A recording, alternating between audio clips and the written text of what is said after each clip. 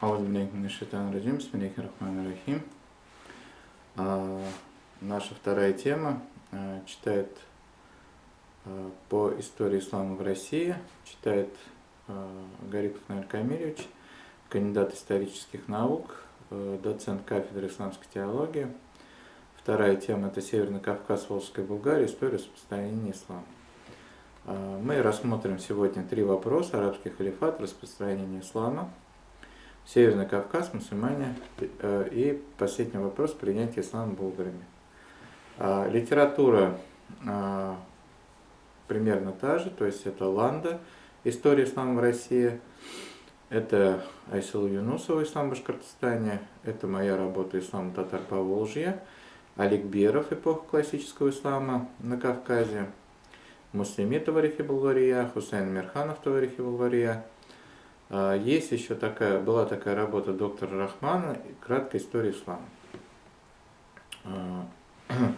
Ну, как известно, халифат у нас появляется как государственное образование в VII веке по нашей эре, либо в II веке хиджры, да, то есть начинается распространение ислама как раз таки с момента появления, собственно говоря, ислам. То есть пророческая миссия, она подразумевает, что еще и миссионерство, распространение ислама. В первую очередь, конечно же, ислам распространялся словом, то есть через дагват, и пророк нам завещал именно в первую очередь доносить до людей знания религиозные, что и делали мусульмане в начале, скажем так, распространения ислама. За счет этого добились очень больших успехов, и за короткое время, как известно, мусульмане распространили религию практически по всей Северной Африке, Ближнему Востоку, дошли до Средней Азии, практически дошли до Китая. Но нам обычно рассказывают о том, что мусульмане были завоевателями, но прежде всего это, конечно, было распространение ислама через такое поучительное, назидательное вещи, то есть люди прежде всего передавали знания. Только с помощью силы, конечно же, религию распространить нельзя. Россия с исламом столкнулась на Кавказе. Есть знаменитые работы Табари, который говорит о том, что мусульмане впервые начали исламизировать этот край примерно в VII веках. У татар есть риваяты, есть источники, есть определенного рода работы, да, вот это Муслими Таварихи Булгария, Таджиддин Ялчагула, Тарих Наме Булгар, где говорится о том, что в 9 году хиджры пророк Мухаммед, саллаллаху алейхи вассалям, отправляет 3 сахабов на территорию Волжской Булгарии. Надо иметь в виду, что булгары сами по себе, конечно же, вот в эту эпоху еще не жили на территории Среднего Поволжья. Они находились в составе хазарского каганата и жили на Северном Кавказе. Поэтому есть вероятность, что именно на Северном Кавказе булгары смогли познакомиться с исламом, принять его и начать его распространять среди своих соплеменников.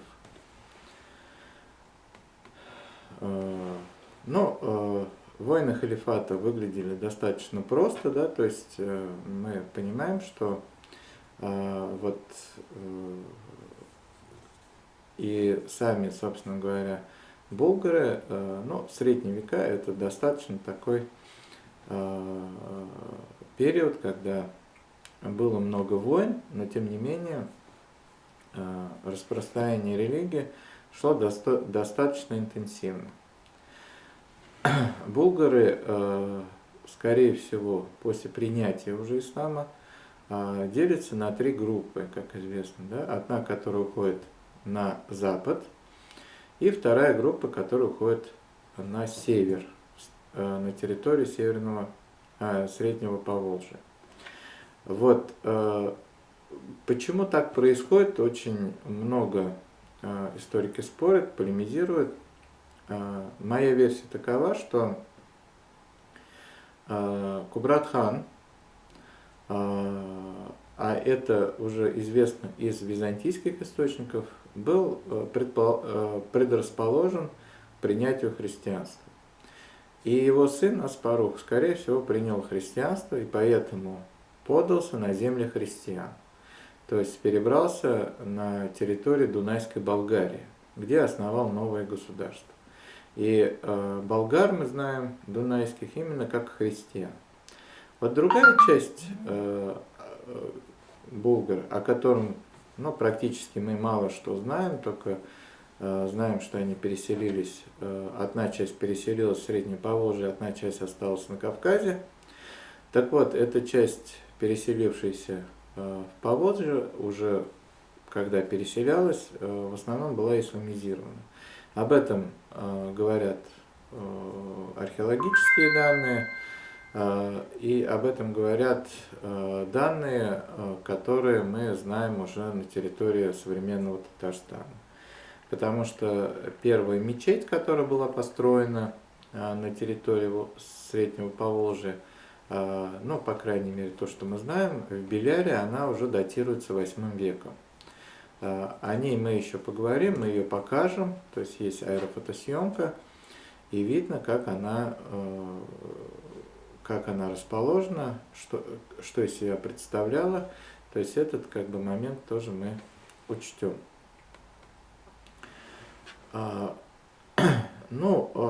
Считается, что примерно булгары расселяются на территории Среднего Поволжья примерно в 7-8 веках, и, скорее всего, составляли из себя не просто моноэтническая группа, а, скорее всего, это был союз племен, родственных по языку, да, потому что имена их очень, по крайней мере, в письменных источниках зафиксированы. Это булгары, беляры, сувары, баранджары, барсилы и так далее. Вернемся опять к Северному Кавказу. Вот первые отряды мусульман появились вот около Дербента примерно в 642-643 году. В 651 году арабы захватили Дербент. Есть опять-таки легенда о 40 сахабах, которые распространяли ислам. Возможно, что вот 3 сахабов это могли быть и тоже из этого, скажем так, списка. Может быть, они вместе шли. Так вот, в 8 веке тоже была построена одна из первых мечетей, Джума-мечеть, да, то есть вот сахабы похоронены в Дербенте на кладбище Кархляр, 40 сахабов.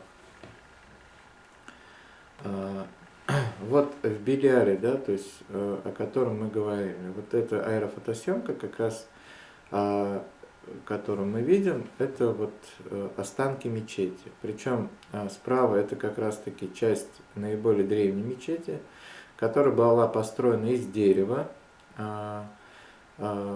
и она, если обратить внимание, не имеет михраба.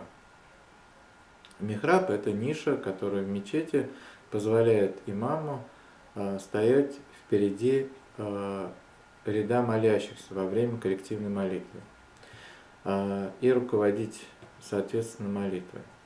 Так вот, в X веке, согласно шариату, считалось, что наличие михраба и минбара в мечети указывало на ее соборность, то есть там, где позволялось читать пятничные проповеди, или их еще называли джамиг, то есть соборные мечети, пятничные мечети. Так вот, для того, чтобы мечеть приобрела статус джамиг, соборности, это должно было быть решение халифа изначально. Далее это давалось, поручалось уже кадию, а впоследствии это местные эмиры назначали соборные мечети. Вплоть до 1917 года мусульмане просили разрешения у муфтия для того, чтобы у мечети был статус соборный. Письма эти сохранились в в российских архивах, и к ним мы еще тоже вернемся впоследствии в следующих лекциях. Так вот, мечеть, которая пристроена, она вот к деревянной, она имеет как раз таки уже михраб. Построена она в X веке, то есть этот пристрой как раз таки связан с датой прибытия на территории Волжской Булгарии известного посольства Ибн Фадлана, да, то есть от халифа Аль-Муктадира к местному правителю, которого звали Алмаш, и который принял в качестве уже государственной религию ислама. Это был 922 год. Что происходит после принятия ислама? Ну, помимо того, что появляется разрешение строить соборные мечети, конечно же, структурно меняется и система управления государством. Оно согласовывается с теми принципами шариата, по которым строилось государство уже в халифате. Если обратим внимание на структуру халифата, то мы видим, да, что центральной фигурой был халиф. Это был наместник пророка Мухаммеда, саллаллаху алейхи вассалям. Первые 4 праведных халифа, они были родственниками пророка, и эта традиция, согласно шариату, потом продолжилась. То есть халифами обычно выбирали людей по принципу наличия родственных связей с пророком. Халифу подчинялись эмиры, это местные правители. Они не были связаны с пророческой династией. В основном это были местные династии князей. Халифу подчинялся визирь, это ближайшие советники, которые сегодня имеют статус министров. В основном они занимались или заведовали хозяйственными делами. Это, естественно, духовные лидеры, сейчас бы их назвали духовными прокурорами или судьи, да, то есть кади. Ну и, соответственно, подчинялась армия, которая помогала бороться с инакомыслием, помогала, как говорится, поддерживать порядок в стране. На местах были структуры, подобие, как и было в центральном управлении халифатом. Да? То есть во главе уже стоял эмир, которому подчинялся местный кади, ему подчинялись местные визири, местная знать в виде беков. Беки — это люди, которые занимались, имели совещательный голос, помогали, например, местным правителям принимать те или иные решения. То есть правитель многие вещи делал сообща, но в том числе и принятие ислама, то есть как в качестве государственной религии. Но и местное духовенство — это имамы. Имамами были не просто люди духовные, это были местные, опять-таки, правители родов, которые возлагали на себя и духовную, скажем так, духовное управление. То есть они предстояли во время молитв, передавали знания и так далее. Но если вернемся к понятиям халифат, да, то есть мы видим, у нее есть основные понятия, да, которые связаны с той терминологией, которую вот мы только что рассказали.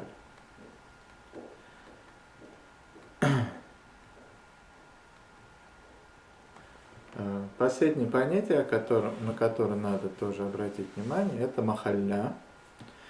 Мы сегодня махаллю рассматриваем как некий городской или деревенский квартал. На самом деле махалля это все-таки более чем городской квартал, это прежде всего административная единица с системой самоуправления, во главе которой был имам. Помимо имама были старейшины, да, которые руководили махаллей, которые следили за порядком внутри общины. И, соответственно, вот эта структура существовала с периода Волжской Булгарии и сохранилась вплоть до начала 20 века. Сегодня, к сожалению, махаллю пытаются возродить в деревнях, но в деревнях в какой-то мере какие-то правила махалли сохранились, в некоторых местах махалля сохранилась, например, в Чувашии, да, то есть в том виде, в каком она должна была быть. Но вот в большинстве сел, конечно же, махалля перестала существовать как таковая. Но если брать границы географические, то они связаны с тем, насколько распространяется звук азана от мечети. Но здесь надо вспомнить татарские, русские слова, ну, например, слово «верста», по-татарски «шакрам». Это говорит о том, что это вот расстояние, оно не случайно выбрано, расстояние распространения звука. То есть махалля в среднем занимала вот вокруг мечети расстояние где-то на километр. И вот этот километр, километр 600 метров, вернее, если брать версту, там приблизительно плюс-минус, да, то есть и вот все деревни, они были построены именно по этому принципу. Плюс вместимость мечети исходила из этого, она вмещала не более 300 человек, но в зависимости от того, насколько была махалля большой. Вот работы, которые говорят о сподвижниках, да, то есть Муслимит Варихи Булгария, мы видим с вами часть этой работы, которая представлена в виде Шамаиля, была напечатана в начале 20 века. Здесь показаны как раз-таки руины города Булгара, хотя Булгар не совсем тот город, куда прибыли сахабы. Вот. И мы знаем, согласно этому произведению, имена 3 сахабов, которые были посланы: Абдурахман бин Зубаир, Зубаир бин Джахда и Талха бин Усман. Говорится, что было примерно 500 домов, население было огнекопоклонниками. У Таджиддина и Елчугуда примерно те же, только второй Хантал бин Раби, третий Зубаир бин Джадда. То есть и дал им пророк, саллаллаху алейхи вассалям, 3 вещи: челму, чернильницу и посох. Понятно, риваят связан, такой, имеет еще плюс такое не повествовательную, а назидательную часть. И вот эти 3 вещи, это, конечно, они имеют сакральное значение. То есть они символизируют передачу религиозных знаний. Такая традиция связанные еще и с суфизмом. Вот, ну, челма, понятно, это символ прежде всего поклонения, богобоязненности. Почему? Потому что челба – это ткань, которая носилась на голове, и она была предназначена прежде всего, это был саван, который в случае смерти хозяина сразу же брался с головы и в него обматывался и тут же хоронился. То есть это вот готовность мусульманина предстать перед Богом. То есть это символ такой богобоязненности перед Всевышним Аллахом. В основном ткань, которая наматывалась, имела длину 6-8 метров, но в некоторые делали и по 20 метров с запасом. Да, то есть, ну вот, смиренность перед Всевышним Аллахом, поэтому есть даже хадис, где говорится, что 2 ракавата намаза, совершенные в челме, являются лучше, чем 70 намазов, которые совершаются без челмы. Следующий, скажем так, символ посох. Это как бы тоже атрибут,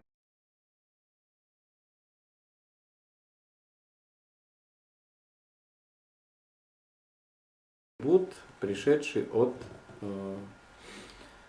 пророков, то есть это пророческий атрибут. Если первый показывает смиренность, второй показывает готовность человека к испытанию, к передаче знания. И чернильница – это, собственно, уже знания, которые писались халямом на бумаге, и в день суда ставят на весы чернила ученых-богословов и кровь шахидов. И чернила алимов, оно перевешивает. То есть знания, это имеется в виду религиозные знания, имеет очень большое значение для распространения религии. На этом все. Большое спасибо за внимание. Ассаляму алейкум ва рахматуллахи ва баракатуху.